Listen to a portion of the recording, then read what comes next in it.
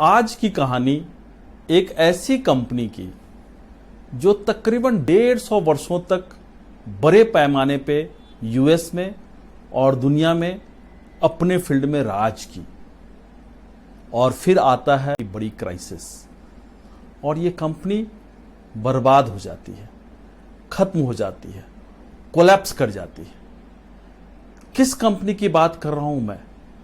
एक जमाने में जिस कंपनी में नौकरी करने के लिए, जिस कंपनी से जुड़ने के लिए लोग बेताब रहते थे, और उस कंपनी की दशा 2008 में इस तरह से कोलैप्स हो गई। अगर आप समझ गए होंगे तो काइंडली कमेंट बॉक्स में आके उस कंपनी का नाम लिखें।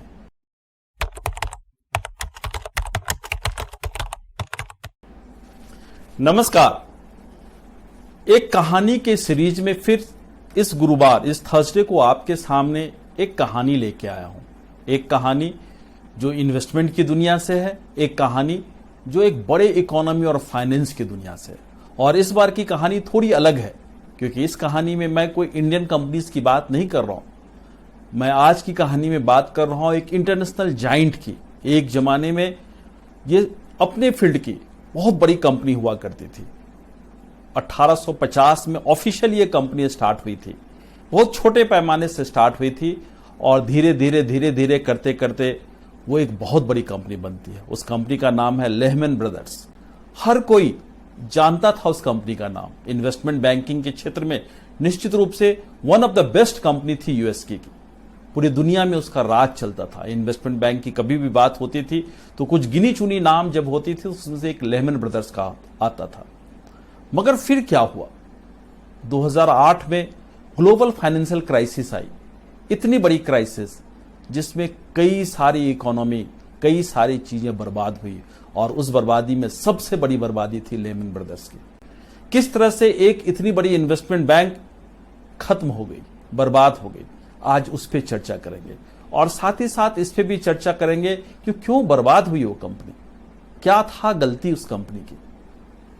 हम लोग बात करते हैं 2008 की उस फाइनेंशियल क्राइसिस में, जो कि एक सब प्राइम क्राइसिस के रूप में शुरुआत हुआ। हाउसिंग बबल एक चरम पे था यूएस में लेहमैन ब्रदर्स, जो कि इन्वेस्टमेंट बैंक के क्षेत्र में काम करता था, एक बड़े एसेट्स पे राज करता था।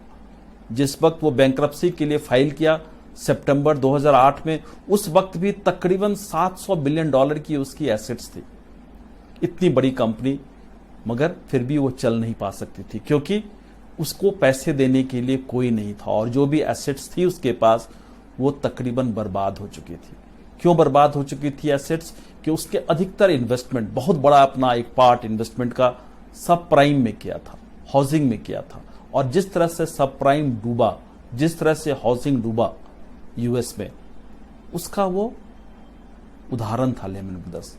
सब प्राइम का मतलब ही होता है कि ऐसे कंपनीज को लोन दिया गया जो रिटेल मॉर्गेज कंपनी के माध्यम से ऐसे लोगों को लोन दिया गया जिनकी पेइंग कैपेसिटी नहीं थी। हायर रेट पे उनको लोन दिया जाता था, और फिर बंडल बना के, ऐसे छोटे लोनों का बंडल बना के एक ग्रुप करके, जिसे लेहमैन ब्रदर्स जैसे कंपनी टेक ओवर करती थी।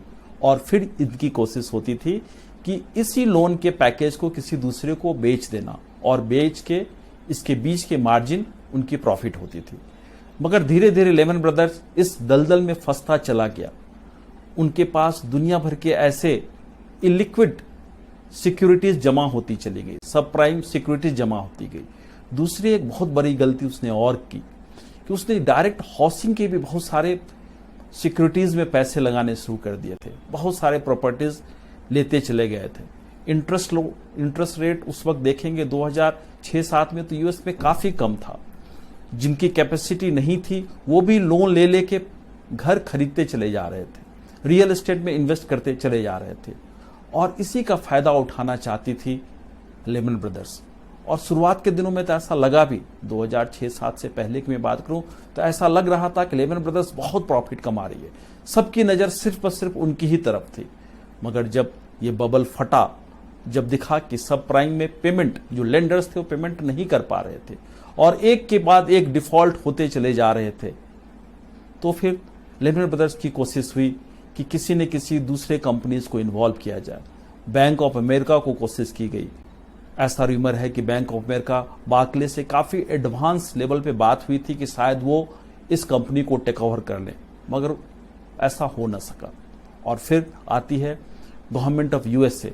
यूएस गवर्नमेंट भी चाहती थी कि किसी तरह से इसे बेल आउट करें, क्योंकि उस वक्त कई सारी कंपनीज को बेल आउट की गई थी, मगर उस वक्त की कांग्रेस ने, यूएस कांग्रेस ने निश्चित रूप से यह होने ना दिया और अल्टीमेटली लेमन ब्रदर्स को सितंबर 2008 में अपनी बैंकरप्सी को फाइल करना पड़ा और वो कंपनी बंद हो गई। उसके बैनर पूरी दुनिया में जहां जहां उसके ऑफिसेस थे सारे बंद हो गए।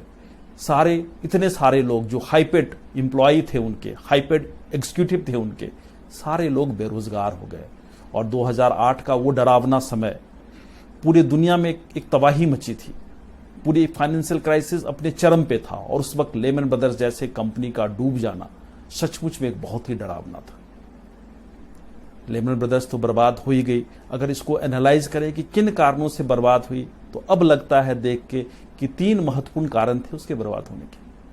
पहला कारण तो निश्चित रूप से मैनेजमेंट का ओवर कॉन्फिडेंस था। उन्हें लगता ही नहीं था कि इतनी बड़ी कंपनी, लेमन ब्रदर्स जैसी कंपनी जिसने 158 ईयर्स तक राज किया, जो कि इन्वेस्टमेंट बैंक का एक सिरमौर था, एक सिरताज था, वो डूब भी सकती है। ये सोचा ही नहीं था।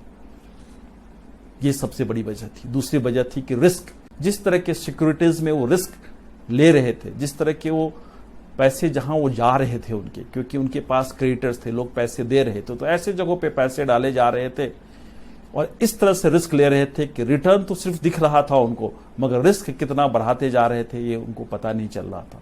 उनके रिस्क कंट्रोल डिपार्टमेंट, उनके मैनेजमेंट इसको इग्नोर करते चला गया। कभी किसी ने रेड फ्लैग नहीं दिखाया शायद उनको। और तीसरी वजह निश्चित रूप से रेगुलेटर का भी होगा। जो भी यूएस रेगुलेटर उस वक्त का था, उसने भी शायद ध्यान नहीं दिया कि इतनी बड़ी क्राइसिस अंदर ही अंदर पनप नहीं है, इतना बड़ा सब प्राइम क्राइसिस होने वाला है। उन्होंने कभी ध्यान नहीं दिया और लेमन ब्रदर्स को जाना पड़ा। लेमन ब्रदर्स के जाने के बाद निश्चित रूप से पूरी दुनिया की फाइनेंशियल जगत की एक आंख खुली। जिस तरह से रिस्की एसेट्स, रिस्की बबल्स बनते चले जा रहे थे, सारे रेगुलेटर्स काफी सतर्क हो गए।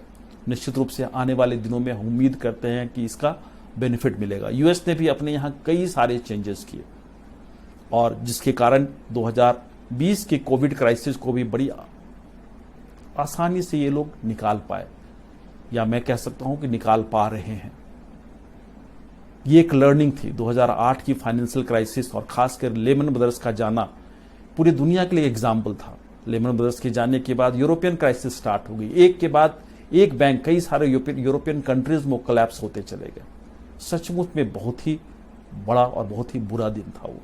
जब भी इन्वेस्टमेंट की बात करता हूँ, इन्वेस्टमेंट की दुनिया की बात करता हूँ, बहुत सारे इस तरह की और भी चीजें आई हैं शायद पहले, मगर हम लोग के जान में नजदीक से देखा है हमने पूरी दुनिया की क्राइसिस को, तो शायद वही 2008-9 के क्राइसिस को देखा है।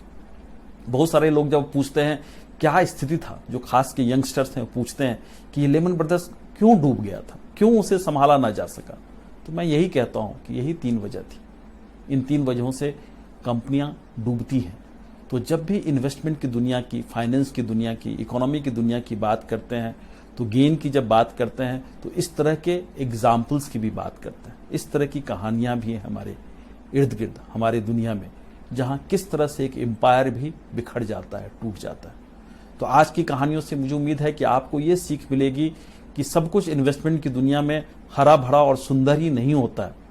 कभी कभी इस तरह की घटनाएं भी होती है, इस तरह की घटनाएं नहीं, बड़ी दुर्घटनाएं भी होती है, जो सचेत करता है, जो हमें बहुत कुछ सिखाता है।